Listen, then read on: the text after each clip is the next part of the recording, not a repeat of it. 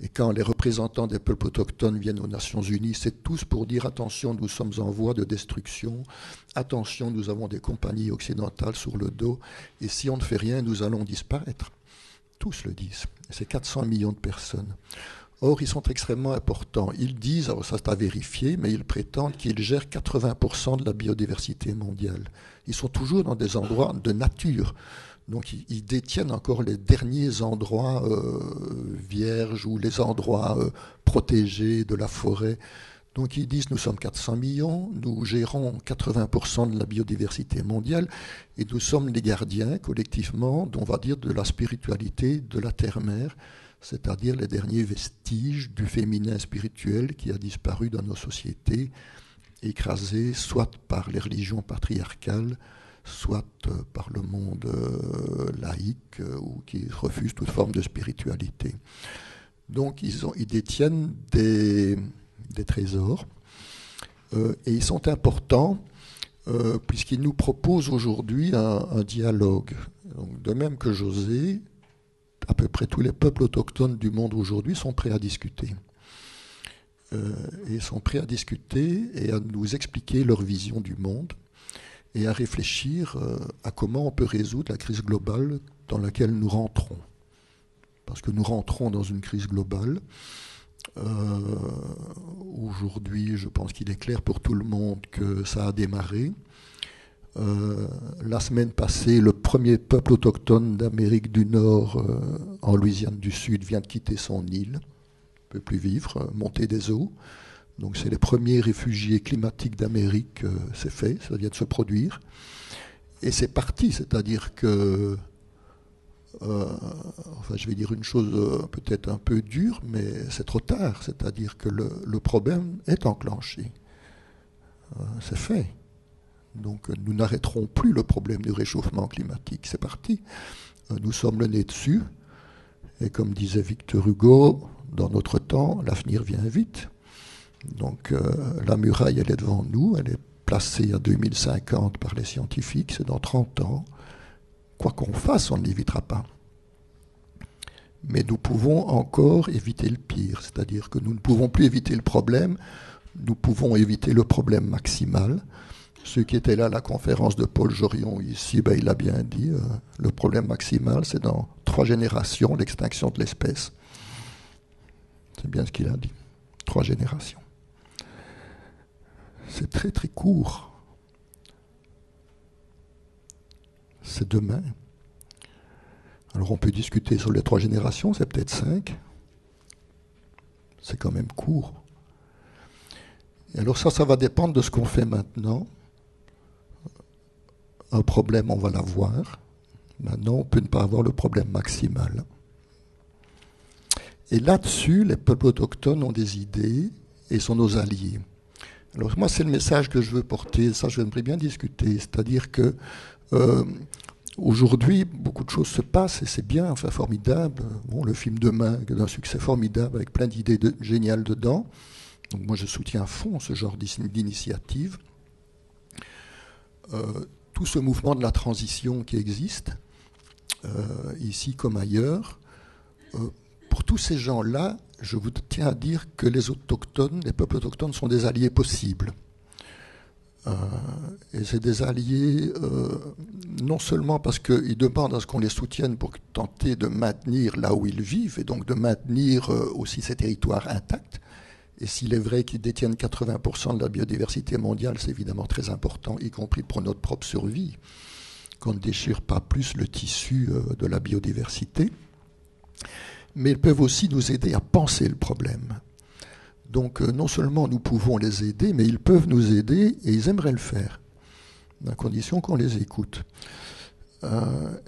Et ça, c'est intéressant. Et donc nous sommes... moi j'ai une proposition à faire, c'est-à-dire qu'ici, sur Liège, on a créé le contact avec un peuple autochtone, celui de Sariakou. Bon, vous avez vu un petit peu dans quoi ils se débattent. Ce contact est fait. Ça fait des années que nous entretenons la relation. Nous avons obtenu, c'est une bonne nouvelle, le soutien officiel de la région wallonne pour soutenir Sariakou. Ça vient d'arriver à la COP. on a annoncé que la région wallonne soutenait Sarayaku pendant 1 an et demi. On a trouvé 150 000 € pour soutenir le projet Forêt Vivante, dont j'aimerais dire un mot. Le projet Vivante, c'est transformer le territoire en zone de protection de la nature. Donc on va dire un parc naturel, mais il n'aime pas le mot parc, donc on va éviter. En aire naturelle protégée, et qui serait la première aire naturelle protégée du monde à être gérée par un peuple autochtone. Il n'y en a pas. Il n'y en a pas. Donc nous avons créé des parcs dans le monde, mais ça ne marche pas. Ils sont en train, pour le moment, d'être détruits les uns après les autres, y compris en Équateur. Il y avait le parc Yasuni, qui est une merveille.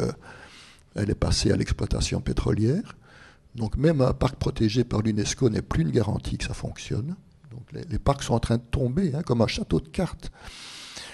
Et même quand ils restent, on ne parvient pas à les gérer parce qu'on a sorti les hommes des parcs.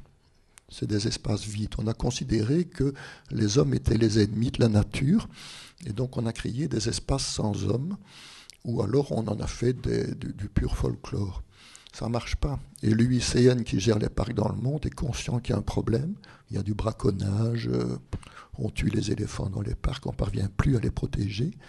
Et donc la proposition qui est en train de percoler au niveau mondial, c'est pas seulement que Sarayaku qui le dit, c'est qu'il faut réintroduire les hommes dans les parcs, et notamment les peuples autochtones qui savent gérer les lieux, leurs endroits de vie, sont des alliés pour gérer les zones de protection de la forêt, et notamment pour gérer les forêts tropicales qui sont une condition de notre survie.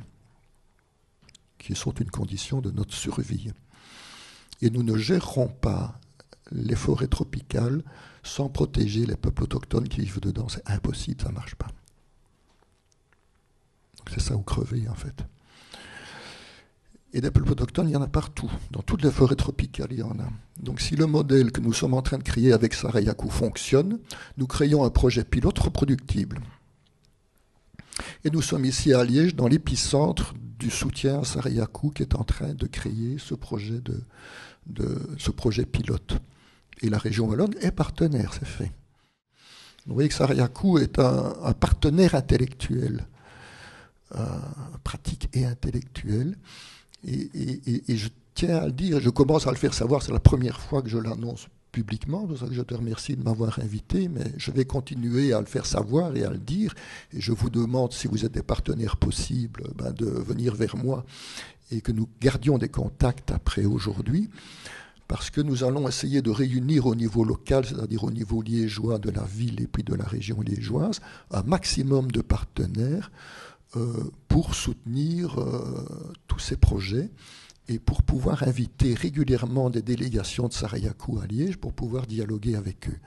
On l'a fait l'automne passé, il y avait 5 femmes de Sarayaku qui sont venues pendant 3 semaines à Liège, il y avait plusieurs organisations liégeoises, on avait l'Université de Liège, on avait la Haute École Elmo, on avait Liège 1, on avait l'Athénée de Anse, on avait Entraide des Fraternités, on avait la Casa Nicaragua, Frontières de Vie, Identité américaine, ça en fait déjà 8, j'en oublie peut-être.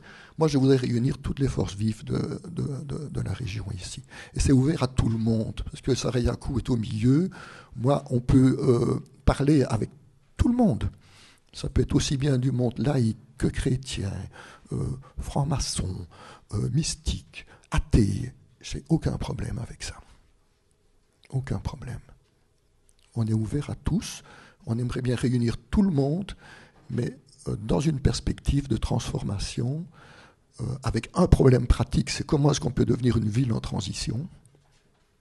Liège, pourquoi pas. Aujourd'hui, c'est les villes qui ont le pouvoir, ce n'est pas les États.